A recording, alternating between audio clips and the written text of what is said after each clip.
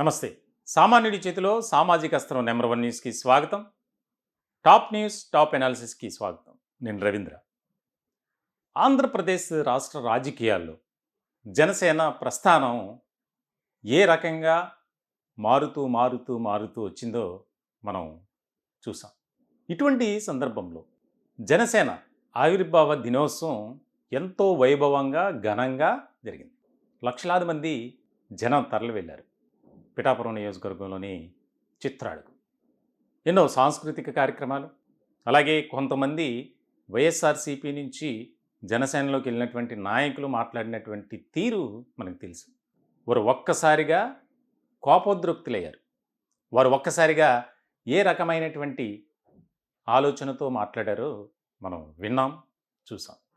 ఇటువంటి సందర్భంలో ఈ 11 ఏళ్ల పాటు జనసేనలో ఏ రకమైనటువంటి పరిస్థితులు ఏర్పడ్డాయి, ఎలాంటి ప్రతికూల పరిస్థితులను ఎదుర్కొన్నాం, ఎటువంటి సవాళ్లను మనం అధిగమించి నిలబడ్డాం, ఎన్నో సమస్యలు, ఎన్నో నష్టాలు, కష్టాలు, అవరోధాలు, అభ్యంతరాలు, వాటన్నిటినీ జనసేనాని పవన్ కళ్యాణ్ స్టేజ్ మీద మాట్లాడటం, అక్కడ ఉన్నటువంటి జన సైనికులకు, మెగా అభిమానులకు ఒక ధైర్యాన్ని, భరోసాని ఇచ్చారు.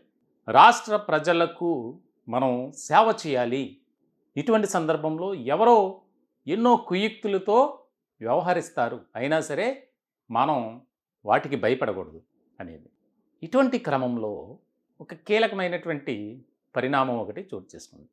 మెగా ఫ్యామిలీ ముఖ్యంగా కొంతమంది అటెండ్ అవుతారు అనుకున్నారు, కానీ అక్కడ మళ్ళీ ఒక రకమైనటువంటి ఆలోచన వస్తుంది, ఫ్యామిలీ పాలిటిక్స్గా మారుతుందని చెప్పి కొద్ది తగ్గారనే మనకు సమాచారం అందుతుంది. ఇటువంటి క్రమంలో ఎప్పుడైతే ఆ యొక్క చిత్రాడలో ఈ కార్యక్రమం ప్రారంభమైందో అప్పటి నుంచి మొత్తం మెగా ఫ్యామిలీ హైదరాబాదులో అందరూ ఒక చోట చేరి ఆస్వాదించారంట. ఆ కార్యక్రమాలను కానీ, మాట్లాడినటువంటి నాయకుల తీరుని కానీ అంతా కూడా ఒక రకమైనటువంటి ఎంజాయ్ చేశారట. అయితే ఎప్పుడైతే పవన్ కళ్యాణ్ మైక్ తీసుకున్నారో ఇంకప్పటి నుంచి ఒక రకమైనటువంటి అటెన్షన్తోనే మెగా ఫ్యామిలీ ఉన్నారట, మనకు అందుతున్నటువంటి సమాచారం ప్రకారం. ఎందుకనంటే అతి తక్కువ సమయంలో ఒక స్థాయికి రాజకీయంగా, సినిమాల పరంగా ఆయన ఎప్పుడో ఒక మంచి పొజిషన్కి వెళ్ళారు. అనతి కాలంలోనే మంచి పేరు ప్రఖ్యాతలు సంపాదించారు. ఒక రకంగా చెప్పాలంటే ఆయన స్టార్టింగ్లో ఈ యొక్క మూవీ రంగంలో చిరంజీవి తమ్ముడు పవన్ కళ్యాణ్ అన్నారు, కానీ పొలిటికల్ సర్కిల్లోకి వచ్చేసరికి పవన్ కళ్యాణ్ సోదరుడు చిరంజీవి. అంటే ఎంత వ్యత్యాసమో చూడండి.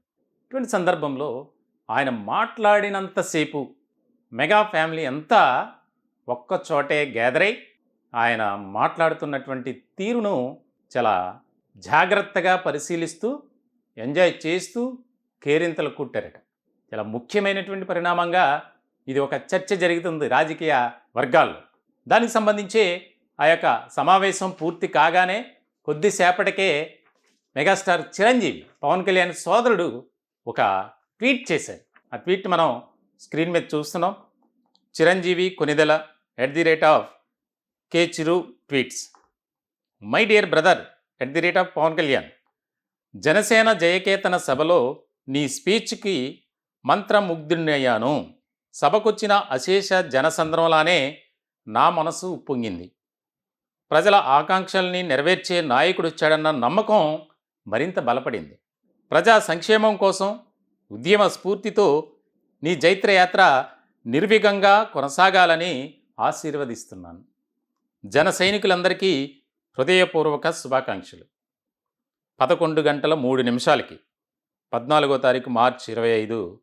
అంటే ఎప్పుడైతే పవన్ కళ్యాణ్ ప్రసంగం పూర్తయిన తర్వాత ఎండ్ అయిందో కార్యక్రమం, కొద్దిసేపటికే అప్పుడే ఆ కార్యక్రమం అయిన తర్వాత అంతా కూడా ఆలింగనం చేసుకున్నారు మెగా ఫ్యామిలీ అందరూ కూడా. అంటే ఇక్కడ రాజకీయాల్లో ఒక రకంగా అంతా కలిసే ఉన్నారు. పవన్ కళ్యాణ్ ఎప్పుడైతే విజయం సాధించారో నేరుగా చిరంజీవి ఇంటికి వెళ్ళటం, తన సోదరుడు ఏ రకమైనటువంటి అక్కడ సిచ్యువేషన్ ఉందో మనం చూసాం. ఆప్యాయంగా కౌగిలించుకోవడం, నొసటిపై ముద్దు పెట్టుకోవడం, స్వీట్లు తినిపించుకోవడం. ఇలాంటి సందర్భంలో తాజాగా మెగాస్టార్ చిరంజీవి కూడా ఒక కీలకమైనటువంటి వ్యాఖ్య చేశారు. ప్రజారాజ్యం కాస్త రూపాంతరం చెంది జనసేనగా మారింది అని చెప్పి. అంటే ఎన్ని ఇబ్బందులు వచ్చినా, ఎన్ని అవరోధాలు ఏర్పడినా మెగా ఫ్యామిలీ మేమంతా ఒక్కటే అని ఆ ఒక్క మాట ఖచ్చితంగా నిరూపిస్తుంది. ఇప్పటికే మెగా బ్రదర్స్లో నాగబాబుకి ఎమ్మెల్సీ ఆయన రేపో ఎల్లుండో మంత్రి పదవి కూడా వస్తుంది. ఎందుకంటే ముందుగానే చంద్రబాబు నాయుడు ప్రకటించారు కాబట్టి. అంటే ఒక కీలకమైనటువంటి పాత్ర పోషిస్తుంది మెగా ఫ్యామిలీ రాష్ట్ర రాజకీయాల్లో అని డైరెక్ట్గా చెప్పొచ్చు. అందులో ఎలాంటి సందేహం లేదు. ఇటువంటి తరుణంలో రాష్ట్ర రాజకీయ వర్గాల్లో కూడా ఆసక్తికరమైనటువంటి చర్చ జరుగుతుంది. మెగాస్టార్ చిరంజీవికి తమ్ముడిపై ఉన్నటువంటి అభిమానం, అలాగే అన్నయ్యపై పవన్ కళ్యాణ్కు ఉన్నటువంటి ఆ యొక్క ఆలోచన కానీ అన్నీ కూడా ఇక్కడ స్పష్టంగా అర్థమవుతుంది ఈ ట్వీట్తో. ఆయన ఎంతో కీలకమైనటువంటి వ్యాఖ్యలు కూడా అందులో పొందుపరిచారు. మొత్తానికైతే త్వరలోనే అంతా రాజకీయంగా ఒక స్ట్రాంగ్గా ఉంటారు, మెగా ఫ్యామిలీ అంతా జనసేనకు సపోర్టర్స్గానే ఉంటారు అనేది మాత్రం ఇక్కడ ఖచ్చితంగా మనం చెప్పాలి. ఎందుకనంటే జరుగుతున్నటువంటి పరిణామాల దృష్ట్యా పవన్ కళ్యాణ్ త్వరలో జాతీయ రాజకీయాల్లోకైతే ఎంట్రీ ఇవ్వబోతున్నారు అనేది మాత్రం వాస్తవం. అంటే ఇప్పుడు కాదు, కొంత టైం ఉంది. ఈలోపు ఒక రకమైనటువంటి రూట్ మ్యాప్ అనేది సెట్ చేసుకోవాలి.